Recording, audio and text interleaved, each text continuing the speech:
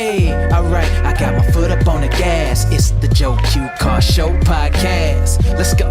Welcome to the show. I have with me today one of the most kind and thoughtful people I've ever met, one of the most serendipitous meetings I've ever encountered, and honestly, Angela here is a problem solver, especially when it comes to technology, a team builder, somebody I've met few people that can network as well as Angela. Maybe she might be the best.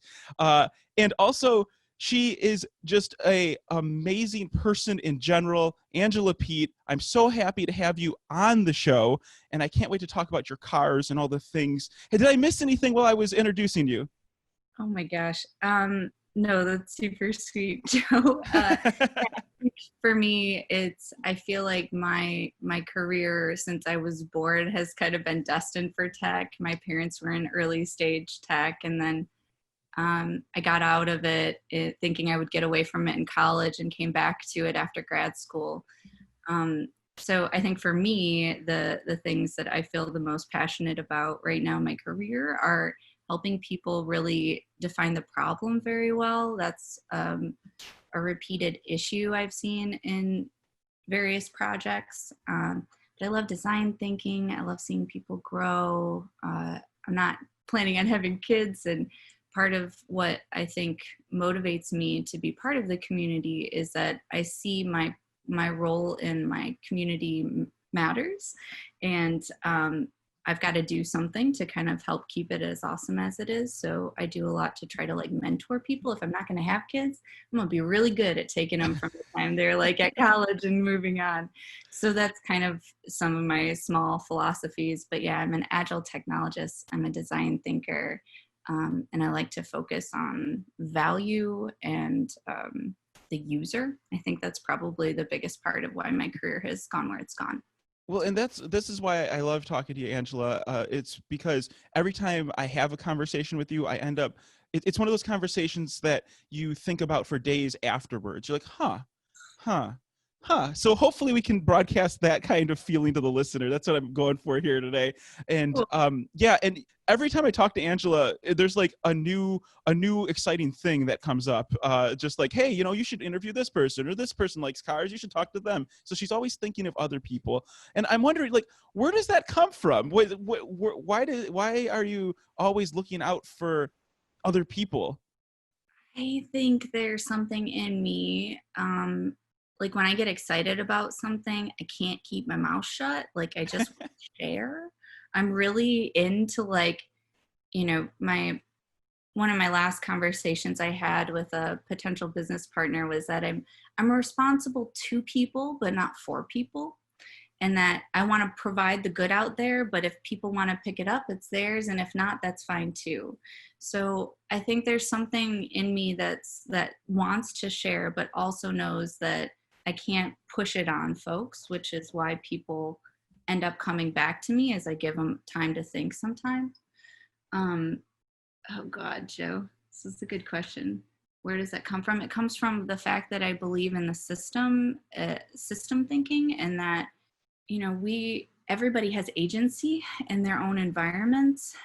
And it's important to be part of that to some degree. You're not going to boil the ocean. You're not going to be able to feed every starving child. But that I believe that if you just take one part of your community and try to make it a little bit better, that that's all you can ever really ask for at the end of the day. And when people ask me what I want to do in my job, this is maybe where this comes from too. I always say, I just want to solve really hard problems with great people. That's all I want to do. So I think it's the focus on the hard problems is what's drawn me into that too. It's not easy stuff, and I'm willing to chew on it where other people won't, but that's just kind of top of mind reflections. It's amazing top of mind reflections. And this is why I think you drive a Mini Cooper S, right? All of this stuff is just kind of balled into that Mini Cooper S. I have to say, and that's not your only cool car, but this kind of thinking, this kind of, I feel like this kind of analytical, but also really creative, that vehicle choice and Angela is a Mini Cooper S owner. So like that kind of thing is a reflection on you. And I actually love that because I feel like your car is broadcasting what you're thinking. And I almost couldn't pick a better car for you when it comes to that side of you. So Oh, that's so sweet. Yeah. Oh my God, that Mini Cooper. We can talk about cars a little bit too here. That car was basically I drove like my parents' old cars, like most people do that live that far out in the country. You need cars to get around, when you're in the rural areas. And so I drove like mostly old cars. And then I got into grad school and college, and I was able to keep my old car. And then I think it was like the what was the old car? You can't leave that detail out. Yeah, sorry. It was a Bravada, an Oldsmobile Bravada? Yeah. Black Bravada, upgraded speakers and gold pinstripe detail and gold rims. Okay, so wait. What year was that? Because in my mind, I'm picturing like a late 90s Bravada, like a 96, 97 one. God, I'm trying to think. Probably like 95 even? Yes. Yeah. I don't know. Those are the good ones. Yeah, it could have been around then. Those are fancy trucks. I mean, at that time, there was like the GMC Jimmy, and then like the Bravada was the fancy one. Like, so obviously your parents worked in tech. Like that says a lot. That says a lot about your mom and dad's car choices right there. Oh my God. Actually, my family's like kind of frugal, like even in certain times where it looks like they've been doing really well, like having the cherry farm, like we've had to navigate some difficult financial times. And I think going into my college era, we were just starting to hit some of those. So that car was like, it sounds nice, but it was also just kind of like beat up and had nice pieces to it. But for a, high school / college person that moved a lot, had a jewelry business, needed to go to a lot of craft shows, like it was just like perfect for me. So I got through that car and I got back up I had lived in DC for only 2 years at this point. I ended up being there for just under 10. And I came back home, and over Thanksgiving or Christmas, I think it was Christmas, and my Bravada about died. And, but I don't know how long it had been that, the Italian Job had been out on like as a movie. But like probably a lot of people, that was my first like inclining towards the Mini Cooper and that brand and what they stood for. And I just got like really interested in them, and I'm like, oh, they're so fun, and like, what's going on? And then learned a lot about John Cooper Works and his brand, Heritage Racing. So that car was like my joke for a very long time. In between then, on when somebody was like, oh, I'm going to go get a pop on the porch, or I'm going to go get a coffee. Does anybody need anything? Anytime anybody would just like leave a question open, I'd be like, white or red Mini Cooper with white racing stripes, please. And people would so my mom says to me as we're looking for cars, I'm like, I don't know if I could spend more than like $8,000, Mom. Like I wasn't planning on this. I needed one more year to like get my finances in order. And she's like, what's that one car you always joke about? And I was like, Cooper with white racing stripes. And she's like, well, let's just see. And I was like, I'm not going to be like, it just wasn't going to hit the $8,000. We found one 45 minutes north of us for, I think, $12,000.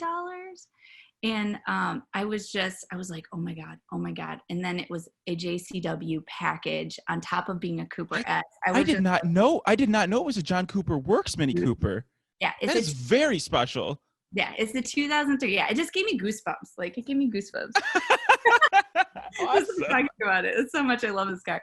So I remember driving up there, and I was with my parents, and they were just being, I think, good instigators, to be honest. And they're like, let's just drive up and check it out. It's 45 minutes north. Let's just drive up. So this was somebody's car that they had just kind of like gotten as a toy for the summer. Everything had been upgraded. Like they walked out of the Italian Job and went, I want that. And money for it when I didn't. So I got this car, this, $20,000, $30,000 car for like $13,000, I think. And it was like not within my budget, but oh my God, I've never bought anything that like has brought me so much joy every time I sit in it.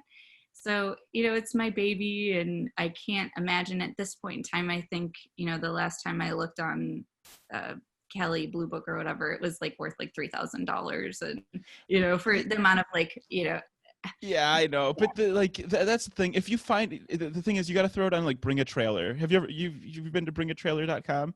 no, no. Oh my gosh, like if you have a clean example of anything, it'll sell for above list price, because that's like where all the persnickety people go to be like, like I want the best version, or I want a unique version of this, and you have that. So as long as you're maintaining it and it's in decent shape, you're gonna be able to get more than $3,000 for it. Although, I mean, reliability of those early minis is questionable, but damn, they're fun. Oh my God. Yeah, that's the thing that I would always tell people. Like when I got down to DC, I actually moved out of my place for 9 months in order to pay it off like really quick. So I was able to get it down in like 3 years. So I was pretty proud of that ingenuity of like, it's not within my price point, but what else can I do? But the thing that I always warn people about is like, I had a $80 a month maintenance budget. I just put into an account, and it was there just for the Mini, because they're racing pieces. They went really light on a lot of parts, which meant a lot of plastic, and those just break faster. Yeah. And the interiors are really like those early ones, the fit and finish. Yeah. Oh yeah, we're gonna get in that. Yeah. Okay. So the fit and finish. Yes. When I got my Mini and I like had anybody touch it in DC, I went to a racing place that raced Mini Coopers and BMWs and Subarus, just those three companies, or just those three cars. And they were a third less expensive than the dealership, but they were slightly more expensive than any other like regular maintenance place, but they knew all the stuff about my car. So I was really worried about coming up to Michigan, because I was like, where is that thing for me? Yeah.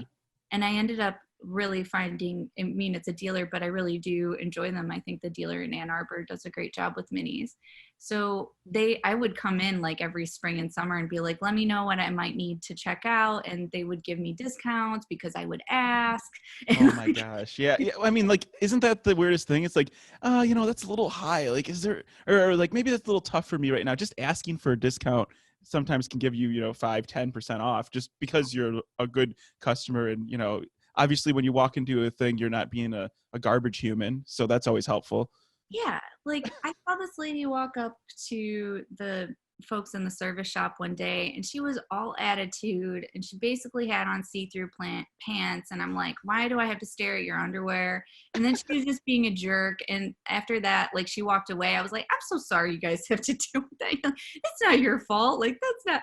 And he's like, thanks for saying that. And like, I think that I just was treating them more like humans. And I also have this theory, since you want to know how I'm wired, that the worst you can get when you ask for something is a no. And I recently learned another great phrase. I think it's Danish or something. It's European. And it's like, if you don't ask, you get an automatic no. If you do ask, you might win a yes. And I think that that's where my like philosophy, it's like, you're going to tell me no, that's fine. But I won't know until I ask.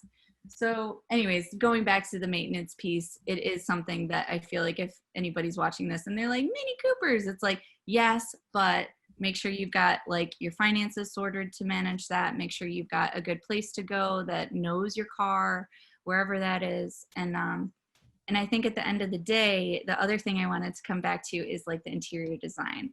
So I got in touch with these like, beautiful, these like wonderful service guys, and they were all just as passionate as I was about Minis. So one of my favorite guys, he ended up asking me out eventually, but he was really nice. But I'm like, I'm taking, thank you though.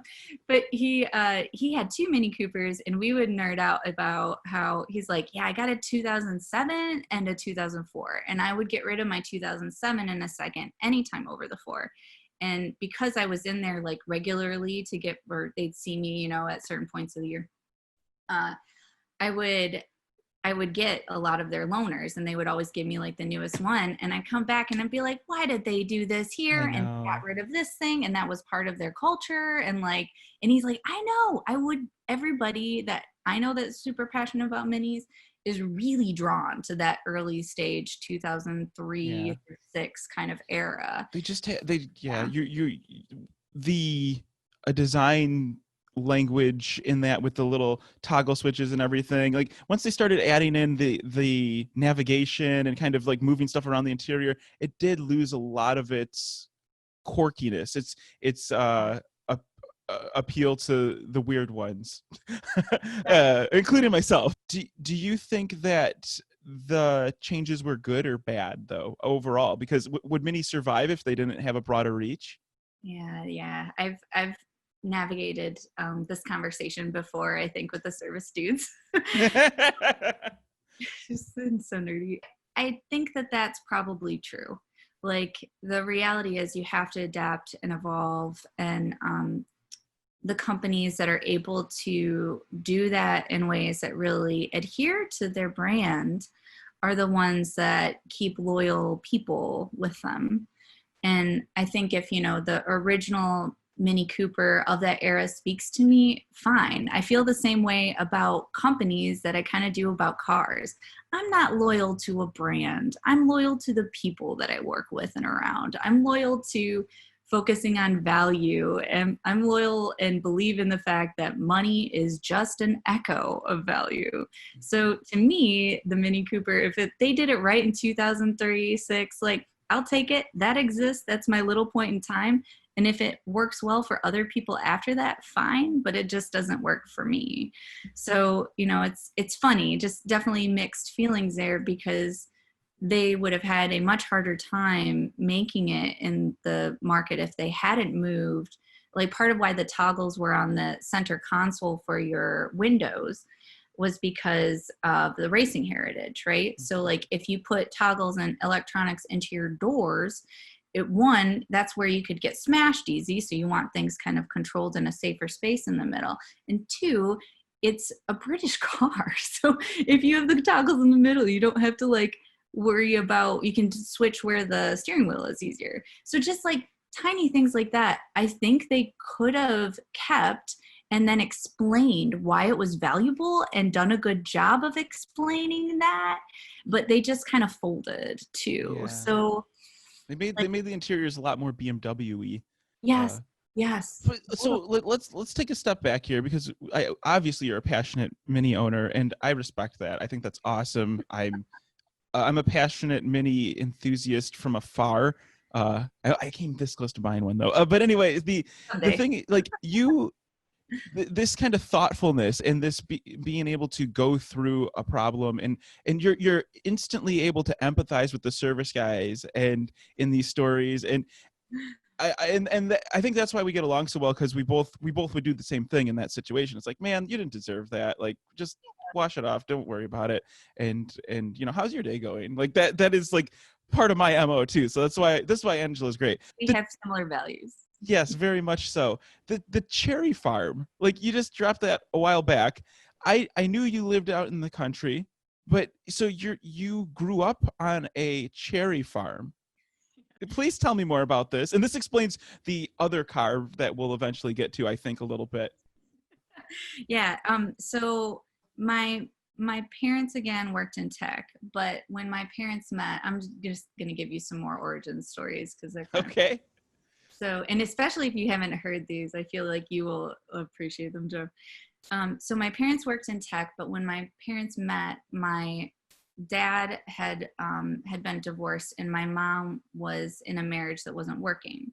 So, but they met and they liked each other and they'd worked, and like my dad was like super respectful the whole time. So at the point in time where my mom was kind of starting to date and my dad was like sweet on her, he said, oh, Madeline, she was one of 10 kids and grew up on basically an organic farm before like it was cool to do that. And so he knew that she knew how to farm. They had done a couple of different things and animals and all that. So he was thinking about buying a house that had a cherry farm on it and he had heard her talk about how she liked cherries. So he invites her to check out this house with this farm on it. And the whole time she's like walking around and whatever. And he's in the other room with the realtor, elbowing her, like saying like, I really like this woman. Like, thanks for, just like being nice to her or whatever. So that's kind of how it started, is like my dad was a bachelor and trying to figure out what to do. And he liked this girl at work, and she said no a whole bunch. She's like, but What's anyway, the worst that she could say? I know, right? She said no a whole bunch. So, but yeah, so like I'm a product of an office romance, and my parents worked for their whole careers essentially at the same company. So, I can empathize, because those are things that we don't recommend today, but I can see in certain instances where they are beneficial. But all that said, we ended up with this cherry farm, and my dad ended up, I think his final decision-making point for my mom was, would you just give me a chance? And she was like, okay, fine. So they got together, the farm got put together, and it was we had about 25 or 30 some acres of both Niagara and Concord grapes. So I planted vineyards and pruned vineyards before. And those are really great. Those are just for juice. They're focused on, we sell all of that to Welch's, and we get like discounts in some like Welch's farmer store that my dad goes to and comes back with like gallons of like, jam or whatever, but for nothing. But that's a cool part of it. And then the other part was a cherry farm that is close to 160 acres. And we had Montmorency and Washington tart cherries. So not the sweet ones, but the ones that kind of get dried or get put into canned things or get used for juice. It was just a really interesting life. Like they've surrounded our house, and they provided this beautiful like backdrop. They were always gorgeous. In the winter, they'd be covered with snow. In the spring, the flowers would be all over these cherry blossoms, and then a big gust of wind would go, and this like incredible like flow of like something out of Spirited Away would happen. Wow, right? yeah. So like it just things that people pay a lot of money for. People go to Japan just for the cherry blossoms, and I had that right in my backyard. It's amazing. That is amazing. So beautiful things like that. It taught me a lot, but like we also got exposed to like spray dope and like chemicals and things like that growing up. We also had a couple of apple trees in one part of the farm, and my mom would be like, let's just rub off all of the pesticides. Oh my gosh. And take a bite, and it's like, oh yeah, I just got it off of my jeans. Yeah, it's like, there it is. Yeah. Yeah. So but you don't know any better. You make the best decisions with the information you have and hope for the best. But I just think of how beautiful and important that is. And, I have very hard time like ever wasting food or throwing food out. I think because I've just seen how difficult it is. Like in the same way that like black and white photography had this impact on me, I think that food had that impact on me.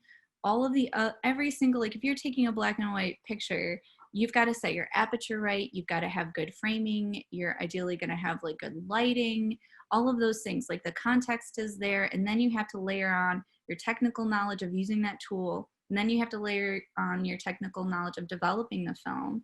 And then you take the film into the enlarger, and it goes through all of these stages in which you have to get your timing just right in those 3 different chemical baths, all to get this black and white picture that in so many ways I've looked at these things, and until realizing all the steps that go into them, I never appreciated. Mm-hmm. So I think a lot of people don't see that. Like there were points in our time where we were growing up that there were like ice storms and freezing, and that was the difference between our family being able to, make that harvest happen or not, or big like storms that would come through. Well, the cherry branches the cherries were in full like heaviness, and the weight of the branches are really bad. So like big gusts of wind that normally wouldn't like destroy them do.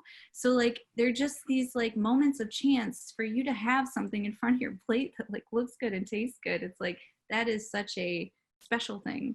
So I think that that's part of maybe how I'm built, and other elements to me. Did I answer that all right for you? Is that what you wanted to get out of that? This is perfect. Yeah. The thing is, like, what I'm hearing is you really enjoy, or not enjoy, but you appreciate the process of things, from photography to farm to table food, but just basically and also in your business life. I think we've talked on multiple levels about lots of different things.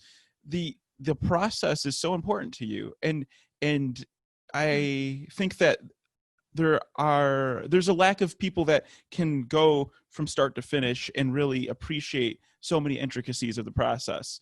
And uh, that explains a lot. The cherry farm, growing up on a farm and having the luck of weather being a deciding factor, like that's I think it also has built a lot of resilience from you too, though, because you can see, like, okay, sometimes you have setbacks that are unforeseen or there's nothing you can do about it.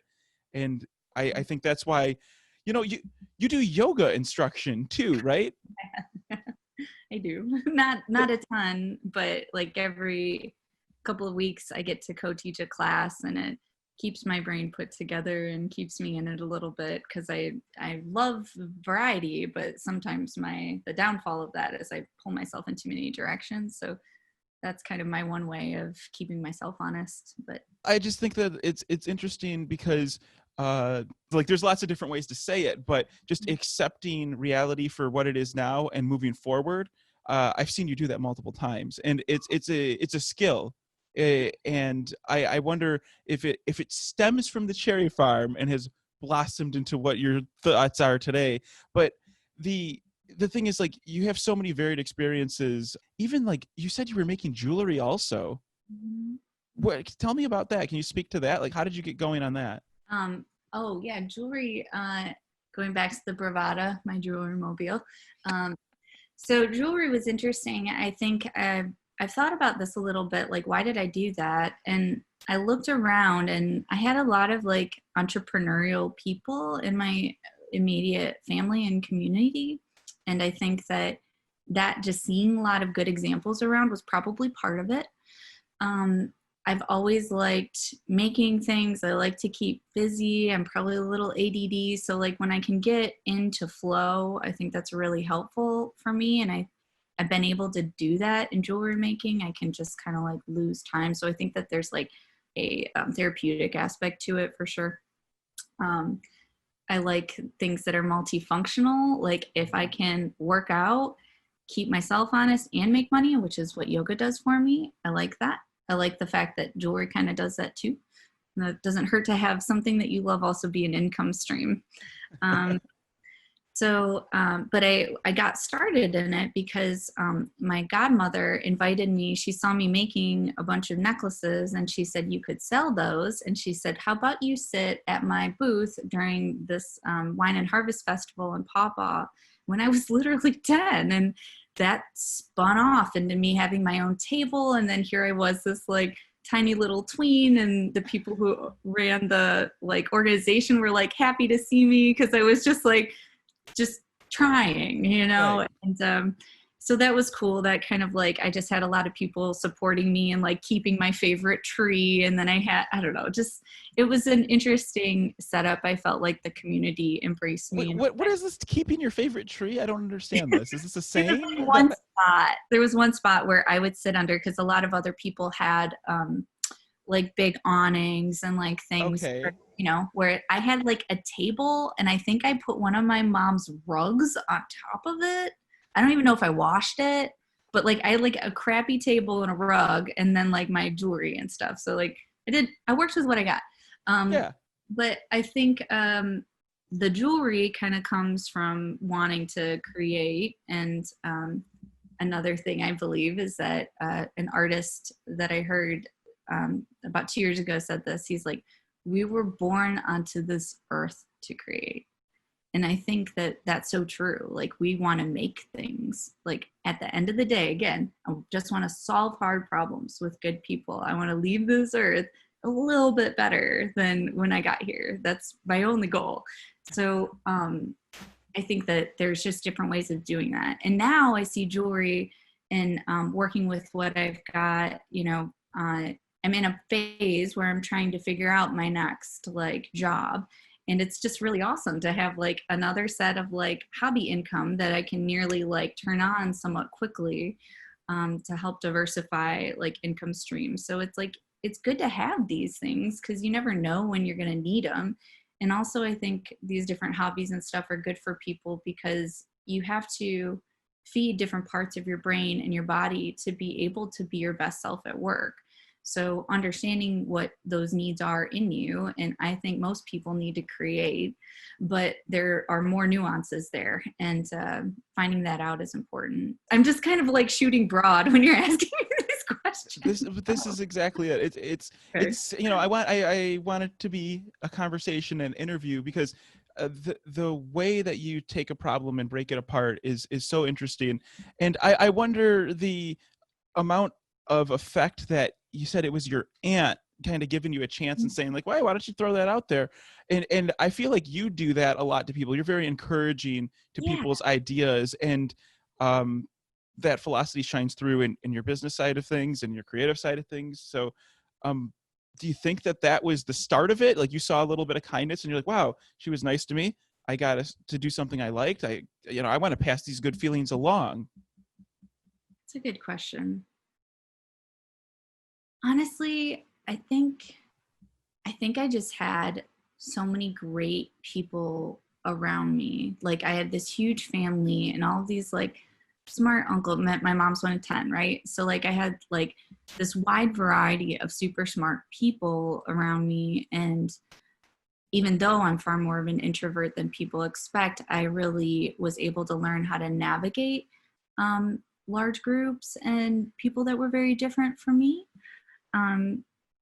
And I saw so many of them, like your resiliency. Like I think of all of the times that like my dad has said, you got to play the hand you're dealt. Like, right? Like figure out what you can do with what you've got and be creative about it and try to look at your problem differently. And so I just had like a lot of that in my life. I also went, oh, this is probably another big like shaping force in my life. My grandpa actually went to this kids camp and my mom went to it under a different name. And then I went to it. And now we have a fourth generation of our family going to this kids camp, and it's called Van Buren Youth Camp. It's on Great Bear Lake in Southwest Michigan. And it's a really wonderful place.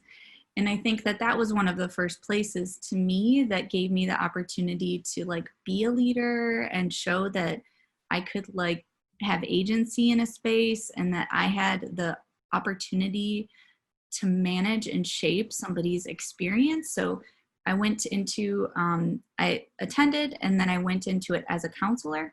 And part of it was like, we shaped like how they felt. Like we had to help make them feel comfortable and make sure that was good for them. So like lots of like probably lessons on empathy there, again, navigating different people.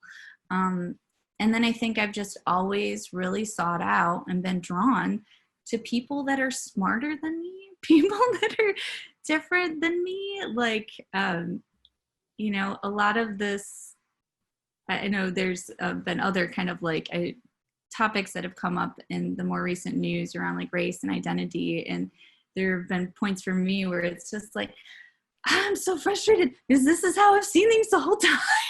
Because I want like everybody's just a person. Everybody has value. Everybody can add in different ways. It's kind of figuring out what their needs are and mashing those up in the right way. And I feel super passionate about helping other people do that because so many people did that to me. Like here I had all of the support and all of these great experiences shaping me in my life, but now what do I do with that? And I want to give some of that back. So whenever I work with mentees or I work with other people, I'm always like, pay it forward. Like, sure, you may help me someday and that's great, but like our ability to help each other in this community means our economy will be stronger and that benefits everybody. Right. So like, it's in a way, you should be doing it for yourself too. Honestly, right? Like, but it's, I don't want to, those are my values, right? They're not everybody's. it's just been helpful for me to have lived my life with those. So I mean, maybe it should be everybody's though, but maybe that's pushing an agenda of kindness, which who knows? You're like, I just, what would that do to people? My gosh, yeah.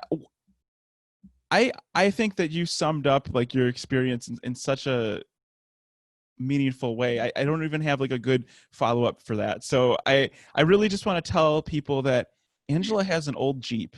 oh yes, we are transition to a Jeep. And it's not just like an old Jeep. Like it's not like it's like one of the like what year is it? Is it a YJ? I don't remember what one it is. All right, it's a 1981 Jeep Scrambler, and it's beautiful. It's kind of a coppery brown color that's supposed to have a lot more flecks of gold to it. As a kid, you not like for now, it has the decals on it that are kind of like orange and yellow, and it's an elongated bed. So there aren't that many. I think it's a CJ7. Oh crap! It's yeah, CJ8. CJ8, thank you. I'm like, it's Yes. a CJ8 or 7. So my partner Ryan is the most wonderful person. And when I first met him, we've known each other for 5 years now. He had a bunch of student loans, and I was looking to buy a condo in Ann Arbor. And the condo people were just horrible to me. And I counseled, thank goodness, this incredible lawyer that had been doing this type of work for his whole career and was about to retire. And he's like, I'm not even going to take your money. I'm just going to tell you this is the worst contract I've ever seen in the last 25 years of my career. And I was like, okay, thank you. And I had all of my money back for this down payment that I was just heartbroken because I really wanted a house. I wanted to get out of like my apartment and set it up how I wanted and just be an adult in this new city. And so I got all my money back, and I'm like, well, maybe I can buy a winter car because I only had my Mini. So I started looking up Jeeps, and oh my God, in Saline, Michigan, I found this, had been in a barn forever. The guy wanted like 10 grand for it.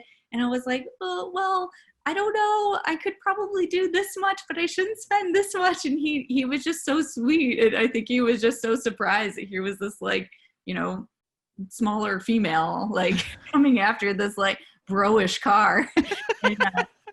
and you know, he was so sweet, and he had a couple of other people, and I think I may have charmed him into it, whether I knew it or not at the time, of like having him give this car that had been his father's. Oh, see that sentimental value. See, you know, he wants to see it go to a good home, right? I've done that before.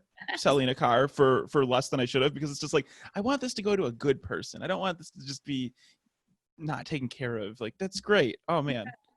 So all that happened, and Ryan saw it and helped me test drive it. And we had known each other for just a handful of months at that point.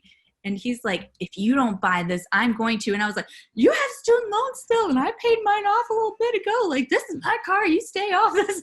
So like, I bought it kind of because he liked it so much too. And I was heartbroken from losing the car. Now this car is basically Ryan's. Like, he's rebuilt the engine. He's like done all of these incredible things. He's never done that before. And he has just taken on that adventure and that, challenge with just like such great aplomb. It's been incredible just to watch him learn something, like watch him go. I mean, he's just so good at those things. So I think it's been a lot of fun. But the Scrambler, we named it Breakfast because so when I met Ryan, again, pretty early, I met him on OkCupid. And I liked his pictures, which his like best friend isn't, you know, very acclaimed photographer. So go figure, he had great pictures. He had gone to art school and like design. I've always been drawn to people like that. And then he talked about liking brunch, and I'm such like, I have like a very internal like fat kid in me. Like, I just love food. just like it doesn't show outside all the time, but I just love food. So we were talking about brunch and all of this kind of stuff. So we ended up naming the car the Breakfast Scrambler. That is so good. Yeah. That is so good. Delicious. Yeah, that's the whole, we're trying to figure out how much longer we keep it, given some other things that we're trying to figure out, if we want to get an Airstream and maybe redo that or other stuff. But yeah, it's been a delight. And I think too has been a very interesting bonding piece for my partner Ryan and I. He's just Well, both of those, but I mean, like, if you're going to get rid of that Scrambler, I've seen the pictures. I can't wait. I want to see it in real life before you get rid of it. So let's make sure that happens. But make sure you like bring a trailer is going to be the place you're going to, you have all the papers, all the engines redone and everything to have some wonderful photos get taken. And that thing is going to sell for premium because that's just like such an in-demand classic vehicle at this point. You don't expect things like that to start like going up in value because it's like, oh, it's a Jeep, right? But there are Jeep people, and you know this now, you are a Jeep person, but like, yeah, you're gonna do just fine to sell that. You know, it's interesting because you get to a point with a car where it just doesn't fit anymore, right? Like you like it, but it just doesn't fit. And it's got to be hard to even entertain the thought about getting rid of something like that because it was such a part of your life. So I don't know. Do you struggle getting rid of cars sometimes, or have you not had that many cars that you felt like that about? No, totally. I think really the minimalist movement has been very good for me because it's trying to get away from the attachment that things represent, but has been a part of like how I've operated in so many ways in my life. So yes, I do think that that's hard. But I also feel there's something in me like that I can let something go when I know it's bringing somebody else more value than it's bringing me. Mm-hmm. So if I were to see like somebody be like, oh my God, this car, like it would make it really easy for me. But I mean, it's Ryan's baby now too, in like more ways than mine. So it's all kind of, I leave that up to him, and I'm like, you can decide what to do with that, but I'm always keeping my Mini. So. You could probably get like I don't know, an Airstream Mini like car holder or something. Like you could figure something out. You can craft something. Just you'll have your big like hauling truck, and then you can pull the Mini and the Airstream. Right. There's all kinds of different, you can figure out how to do that. I am so happy that we got to have this conversation, Angela. I just want to wrap it up a little bit here. So if you weren't going to we talked about so many different things. So if you were going to add one more hobby to your plate right now, what would it be? Oh my God. Honestly, so because of yoga and because of just wanting to be, I guess, a better person, I've been really interested in exploring like the science of happiness. And I like to provide intentions that relate to that when I teach. So that's kind of like a theme that I study. One of the elements that's come out of that, like just nerd study that I do there, has been the fact that like singing and dance and music are really powerful tools for the parasympathetic nervous system. So you have like two types of elements into your nervous system. You have the one that ramps up your fight or flight, and that's like all your adrenaline and stuff. And then you have this other element to your sympathetic nerve, or your parasympathetic, that helps regulate and bring you down. And there are all these like tricks that people can do in order to manage that. So I like the idea of adding either more singing. I bought Ryan a ukulele for Christmas like 2 years ago that is sitting out, and I keep looking at it, and I'm waiting for the day where I just want to like sit down and touch it because I'm curious to see what happens then. But I also know that, again, I'm so good at like adding more to my plate than I should, and I don't want to like do too many things, but I also need to feed that. So I don't know, it's always kind of a constant struggle. All that said, I would say maybe the ukulele. That's a good one. Wow. I feel you though. Just it's another skill to learn, knowing when enough is enough on your plate. So I'm always struggling with that too. So Angela, if people want to get in contact with you, they found your stuff interesting and want to follow your ventures, where would people do that? Oh, that's wonderful. I think right now I'm in the process of updating my LinkedIn, but it's interesting. My email is on my LinkedIn description. So if you wanted to get a hold of me, it says like, please reach out. Here it is. It's at the very end. I'm not taking that away. So please reach out there. I also have an Etsy business with the jewelry. It's called Della Terra, which means of the earth in Italian, and is kind of very inspired by, I try to pull in a lot more like natural elements. I've been really into like cork and cork leather and things like that lately, a lot of wood. So that you're more than welcome to check that out. Well, like I want to connect, and if you need help, the only thing I'll ask is you help somebody out at some point in the future too. So yeah. Amazingly altruistic. I hope it's sustainable. Like, of course it will be, because the network of people around you that you have built is so strong, and so many people are looking out for you. It's you get in what you put out, right? And I think that you've put in so much that you will be rewarded. It's just going to happen, because I have met few people that put so much goodness out into the world. So honestly, go check out Della Terra. There are some amazing pieces on there. I'm looking at them right now, and I'm like, I'm part of this minimalist thing, but man, I really want to get some pieces. So maybe when I actually get a house one day, we can furnish it correctly. Yeah, you do interior design too? Oh my gosh. So many things to talk about. Angela, thank you so much for coming on this show. This was a great conversation, and we all wish you well, listeners and all, I'm sure. Thanks. I would say if anybody wants to know a little bit more about those motivations, the 2 books that I've read in my recent past that I felt like, oh, I do a lot of these things. Maybe that's why things are happening this way. Has been Designing Your Life by the Kelly brothers and the School of Design Thinking out of the Stanford University. And then the other one has been Go Giver by Bob Burg. So if you're curious to know more about like how this works, I think that those might be the 2 best places for figuring out how to network, or how to set your mind with the right intention in order to get to that place if you want to. I really appreciate both of those things, and I probably will end up reading them. So be more like Angela, everybody. Thanks for listening. Bye-bye. Yeah. Thank you, and I hope you enjoyed this episode of the Joe Q Car Show. To gain access to our exclusive after show, known as Reaction Time, cleverly named, I know, head over to patreon.com/JoeQCar, and you'll get to hear our behind-the-scenes thoughts, get some follow-up questions, get some tidbits we left out of the show as little extras. And in addition to the Reaction Time after show, you'll also receive a bunch of other benefits. You'll get behind the scenes updates, maybe some stickers, advance notice of who's coming on the show. You could even hang out with me if you're at that tier. There's a bunch of different things. Please go check them out. It's all at patreon.com/JoeQCar. Thank you so much for listening. I can talk all day. So until next time, goodbye for now.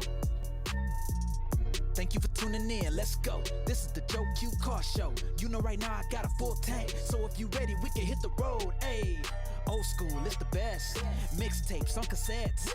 Keep the rims so fresh. Yeah. Electric cars, yeah, they the bomb. Racing cars, Formula One. We love it all. So if you love the episode, come back for